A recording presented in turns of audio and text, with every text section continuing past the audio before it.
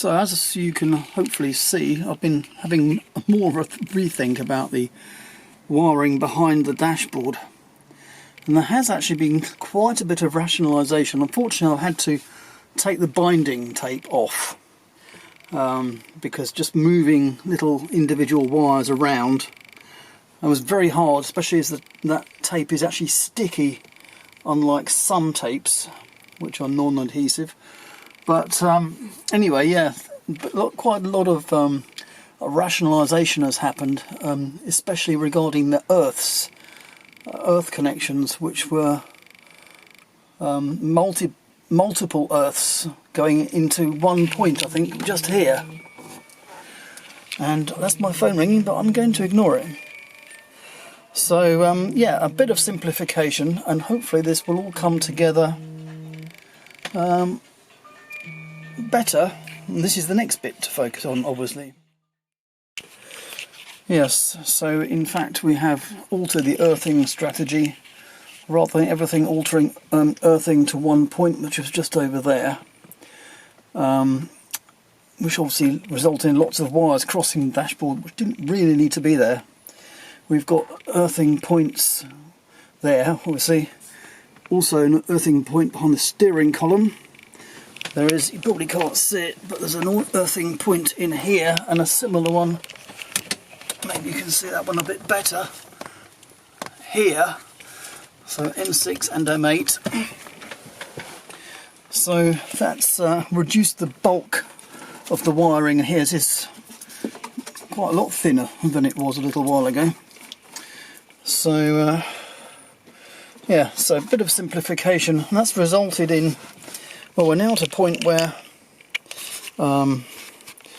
having disconnected things are now working again. So that's the fuel pump you can hear, and it turns over on the key as before. I really should take the fuel pump relay fuse out, but I haven't at the moment. I'll come back to that. Anyway, so we also have working, will you be able to see if I switch this on? My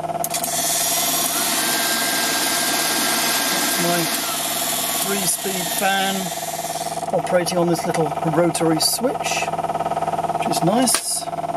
And similarly for the headlamps, which you might be able to see shining at the back of the car in front there. Again, little tiny switch, and it operates because of the relays that we've got up here. So yeah, well, you must stop that. There's no fuel in the tank at the moment, so it's probably not doing it a lot of good. When the Gilbern was built, electrical systems were a lot simpler. There it is, in its 1970s glory.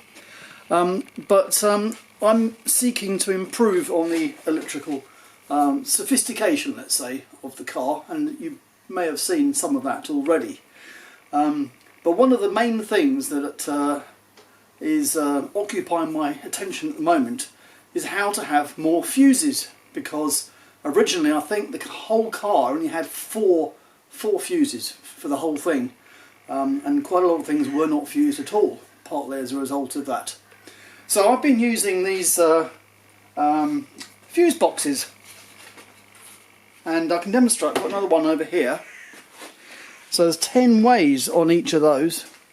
And it's quite neat actually, because I've got this thing rigged up here with a light bulb, as you can see. Because if I take this fuse out, for example, which is the one powering this bulb, guess what? I've got a little red light next to it, which tells me that the fuse is blown. It's not doing anything with the other ones that haven't got anything on them. So you might have imagined that they'd all light up red, but no, only the one that's got something connected to it does that. So there, that's rather neat, isn't it? But there is a but.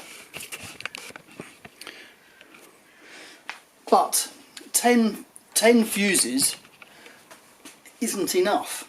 I'm seeking to have separate fuses for each of the, for example, the horn, the headlamps, the side lamps, the rotary switches, the wipers, the wiper park switch, the ECU, the heated rear window, so on and so on and so on. So I finished up, and the present count is about 30 fuses. And this provides for a bit of a problem, unfortunately, because getting these lovely fuse boxes to install neatly is quite hard to do. But one of the things I've done is this, and here you can see that I have performed a small modification to the fuse box, which I can demonstrate here. So here is the native fuse box, and here is a slightly modified version, can you see? And that means that I can bolt them together like that, and I've just dropped the nut on the floor. I'll use this one for the moment.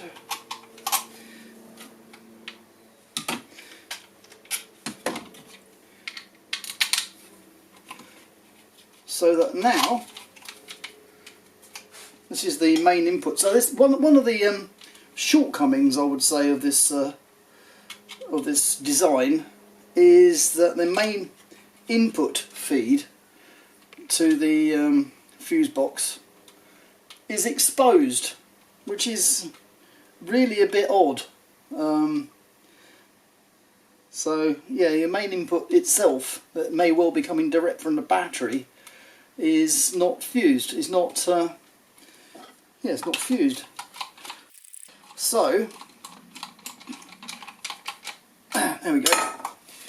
That's my joined up what is now a 20-way fuse box, and you hopefully can imagine, if I choose any old piece of wire, you can hopefully imagine that the connection to the centre, well, it's down between the two covers for one thing, and I can also put a rubber boot over it. So there we are. That's my 20-way fuse box with simplified connections. So there we are. That's what I'm using for the, I think this is for the ignition switched items, and then there will be other ones for permanently on items, and another one for ones that come on purely with the accessories position on the ignition switch. Anyway, I'm quite pleased with that. I just wish that the designers of this quite nice design fuse box had actually made it with a cover over the main input, which is a bit odd, but with a simple, there it is, with a simple boot like this one, the wire can go on like that and be covered up. So there we are, making up for a shortcoming in the design. But yeah, pretty neat and very nice to be able to see which fuses had blown. I've spent a considerable amount of time finessing the wiring. You might have seen some of the finessing that I've already done, and there may even be some finessing to do in the future, but let me tell you, to get a really neat wiring harness is seriously hard work, and it has taken me literally days. So this, compared to the mess you may have seen a few days ago, this is a dramatic improvement. And in truth, it's all about removing excess length, removing unnecessary wires, about making sure everything's connected in the most effective way, removing twists where the wire has gone round another wire and is therefore longer than it needs to be. And even though I've done some of this before, this is an example of unnecessary stuff that I've removed just today. And of course that does unfortunately result in the fact that I've wasted, if you like, a number of these nice crimp connectors. I've wasted a number of these. This is now scrap, unfortunately, but that's what's necessary. So yeah, this is a big improvement. I think I've moved away from binding up the whole wiring harness with the cloth tape. As you can see, I've got bits of masking tape here.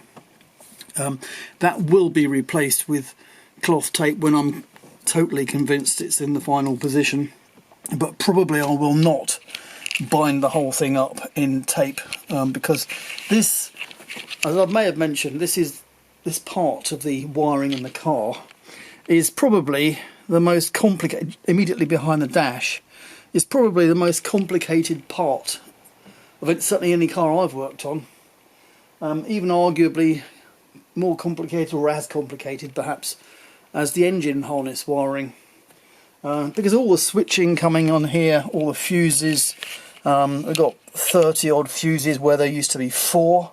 In fact, there's another fuse box just over there on the opposite end of the dashboard which is dedicated to engine management. That is much less complicated actually, because there's only one fuse box. It does things like power lambda sensors and the ECU itself, of course, and other things that need to be powered separately. But down here, as you can see, is well, okay, that needs to be neatened a bit more, but this is already neat, and it looks, well, it is more complicated, I would say. So we've actually got 4 separate fuse boxes. We've got the ignition switched live 12-volt fuse box. Down here we've got an ignition they've got the the accessory switched fuse box, and above it, out of sight, there is a few just a 4 fuse box for permanent fuse. So we've got the 3 categories of permanent, accessory and ignition, and that then gives you all the sort of all 3 positions of the key. So yeah, that's where I've reached. Currently, I would say this is now 99% done, considering the amount of effort that's gone into it. There's just a few odds and ends, like this one, for example, I think is something to do with the central locking, which I'm not really ready to sort out yet, so that's going to wait for a bit. This one is to do with the horn button, so I need to connect it up to the coil thing that goes in the steering column. A few little bits and pieces like that, but it's basically done. Oh, I made a nice, what I think of anyway, quite pleased with this hook thing to support the weight of the wiring harness as it goes around the corner. So that's a great big bracket with a load of heat shrink on it. And in due course, we have these ones which may well end up not being required at all, because I don't need them, because they're already, as it turns out, present on the engine harness. It comes through over there, so I don't need a separate temperature gauge. I don't need a separate ignition alternator connection, because they're already over there. So I can't, unfortunately, pull these ones out, because this is actually still bound with cloth tape, which is sticky, so I can't pull it through. They may well end up just being cut off in due course. So, as I say, it's about 95% done, and I'm just at the moment struggling with my indicator flasher unit thing, because for some reason I can't get the hazard warning lights to not flash, but I'm sure I'll solve that shortly. So this is my current problem. Hazard warning lights are on and I can't switch them off. Front and back, obviously. They're lovely lights, but yeah, I can't switch them off. Switch the hazard warning light function off, and here's my Arduino thing in here doing its thing, driving the relays up there which switch the indicators on and off. And I think it's probably a wiring fault, in as much as when I look at the computer it's reporting a resistance which should be, I don't know, 1500 ohms is being infinite. Infinite equals disconnected. It's not reacting at all to the stalk. So I think something is disconnected. I shall have to therefore investigate.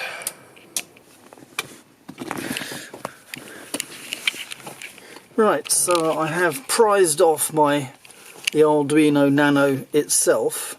I've taken it out of its socket because that's where the wires from the indicator switch actually connect up.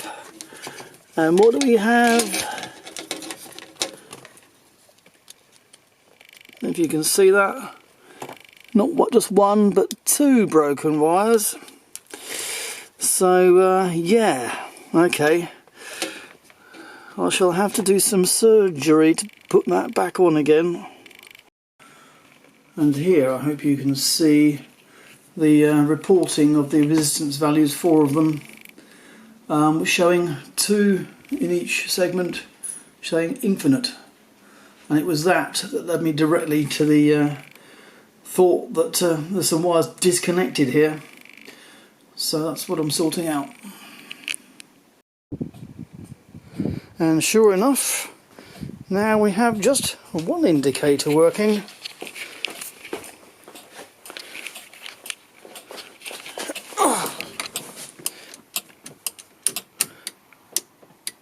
Sounds different actually. So that should be the right hand indicator working. Yes, it is. There's always that slight doubt that I'd actually connected the wrong side up. So no indicators, left, right, and if I short out this little wire here to earth, that has a warning lights, and we have squirter, hopefully you can hear, and wipers, all doing as they're supposed to do. So that means I should better button up the dashboard now with some permanent tape to replace this masking tape before, well, at least this side of the dashboard, before I can continue with the engine management system. But believe you me, engine management, considering the wiring harness on the engine is already fully installed, this is should be much easier. Yeah, I'll say the designing, which is what this has been, of an electrical system in the car, almost qualifies as art, actually. Now, I'm sure there could be, well, in principle anyway, there could be some real experts out there.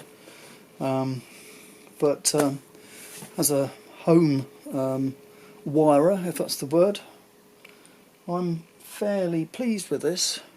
And it has been through multiple iterations. I probably started this around a year ago. So to get all this stuff installed and working, and well, it will be neater. Maybe I'll come back to you when I've neatified it a bit more. So okay, this is kind of how it's going to be. So I've replaced the masking tape with proper cloth binding tape. I'm not going to bind it up any more than this, especially for the time being, because Sod's Law says I'll have to change something else, won't I? So how it is, this wire here, by the way, that's my radio aerial, which goes up the screen pillar into the ceiling. Because guess what? You don't need an external aerial on a fiberglass body, because the body doesn't conduct electricity. So yeah, it's just a wire, pokes in the back of the radio. That's what that's about. So I might as well stick the dash in. So we are getting there. There's still quite a way to go, but we do have headlights. We have indicators, strangely unmatched colours. We have main beam. We have spotlights, on or off. We even have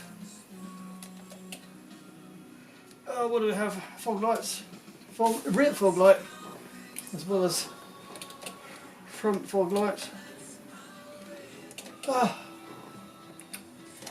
And they all work, by the way. So yeah, it's been. Oh, we have a Android head unit, the sat-nav thing that's picking up from my phone here, and that's very nice, high tech. In place of those strange inlet panels with the switches inside. So these switches are obviously all inset. Oh, we have a heated rear window. That's another one. Yeah, there's a couple that don't quite work yet. That's basically hazard warning lights. And yeah, the engine turns over. Yeah, so we are properly getting there now. Oh, and we have proper electric window switches. And that noise you can hear is the electric boot release. So yeah, we are definitely getting there. So after correcting all the wiring faults, I now have this.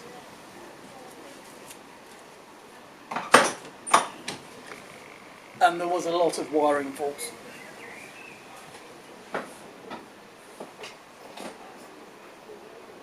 Side lights. Headlights. Main beam. With or without spotlights. Flash. Left. Right.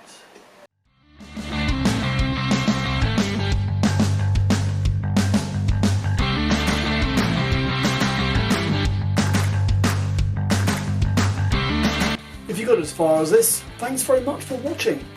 And in case you haven't already, please do consider subscribing. That would be really encouraging for me. So catch you on the next one.